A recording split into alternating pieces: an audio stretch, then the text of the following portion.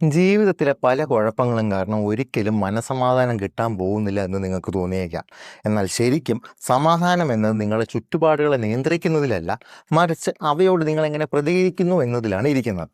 മിക്ക ആളുകളും അവരുടെ ജീവിതത്തിൽ നിന്ന് എല്ലാ പ്രശ്നങ്ങളും ഇല്ലാതാക്കാൻ ശ്രമിച്ചാണ് മനസ്സമാധാനം തേടുന്നത്. എല്ലാം പെർഫെക്റ്റ് ആയിക്കഴിഞ്ഞാൽ തനിക്ക് മനസ്സമാധാനം ലഭിക്കുമെന്ന് അവർ ചിന്തിക്കുന്നു. പക്ഷേ ഈ ഒരു വിശ്വാസം സത്യം പറഞ്ഞാൽ സമാധാനത്തെ എന്നേക്കുമായി അകറ്റി നിർത്തുകയാണ് ചെയ്യുന്നത്.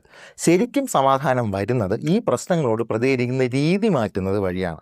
ഒരു ബുദ്ധിമുട്ട് വരുമ്പോൾ നിങ്ങൾ അതിനോട് എങ്ങനെ പ്രതികരിക്കുന്നു എന്ന് സത്യസന്ധമായി നിരീക്ഷിച്ചുകൊണ്ട് തുടങ്ങുക.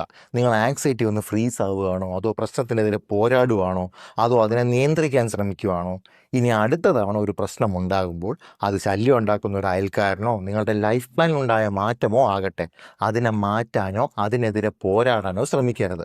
പകരം അതിനെ അങ്ങനെ തന്നെ അവിടെ നിലനിർത്താൻ അനുവദിക്കുക. ഇതിന് ഒരു പക്ഷേ പ്രാക്ടീസ് ആവശ്യമാണ്. ചെറിയ ബുദ്ധിമുട്ടുകളിൽ നിന്ന് തുടങ്ങുക. അപ്പോൾ പ്രശ്നങ്ങളുമായി നിങ്ങൾക്കുള്ള ബന്ധം പതിയെ മാറുന്നത് നിങ്ങൾക്ക് കാണാൻ കഴിയും. അങ്ങനെ ഏറ്റവും വലിയ പ്രശ്നങ്ങളിൽ പോലും ശാന്തമായിരിക്കാൻ നിങ്ങൾക്ക് സാധിക്കും. ഈ ലോകത്തിൽ എപ്പോഴും എന്തെങ്കിലുമൊക്കെ പ്രശ്നങ്ങൾ ഉണ്ടായിക്കൊണ്ടേയിരിക്കും. പക്ഷെ അവയോടുള്ള നിങ്ങളുടെ റിയാക്ഷൻ മാറ്റുന്നതിലൂടെ നിങ്ങളുടെ ഉള്ളിൽ സമാധാനത്തിൻ്റെ ഒരു സ്റ്റേബിളായ ഒരു പോയിന്റ് നിങ്ങൾ ഉണ്ടാക്കുന്നു.